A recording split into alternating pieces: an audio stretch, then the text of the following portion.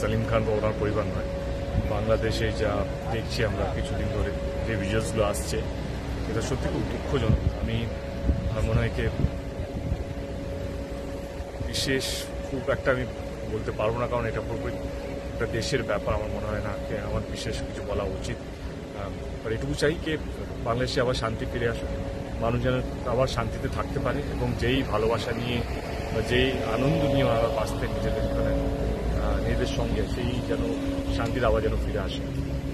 Producer সাহেবের সঙ্গে last কথা কখন হয়েছে দেব, যদি একটু শেয়ার করেন? ওরকম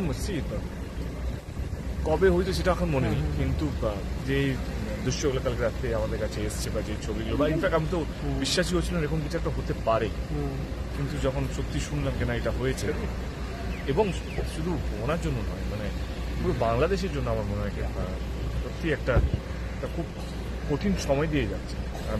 আমি শুধু এটুকু বলবো, যা বাংলাদেশের প্রত্যেকটা মানুষ, কারণ আমি বাংলাদেশে বহুবার গেছি এবং আমার খুব প্রিয় একটা জায়গা, এবং আমার এক্সপিরিয়েন্স সত্যি খুব খুব খুব ভালো।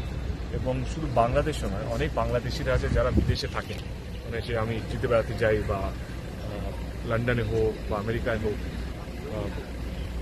মানে ওনাদের মতন ভদ্র শান্তিপ্রিয় মানুষ খুব কম দেখেছি। আমি এটুকু অনুরোধ করব আপনাদের মাধ্যমে, যারা যারা শুনছেন, বাংলাদেশে যারা যারা এখন শুনছেন আমাকে, আমি উপরওয়ালার কাছে প্রার্থনা করবো যেন বাংলাদেশের শান্তি যেন আবার ফিরে আসুক, মানুষ যেন আবার ওই ভালোবাসার মধ্যে যেন পেতে থাকে। আচ্ছা, বলছি ভারত বাংলাদেশ যৌথভাবে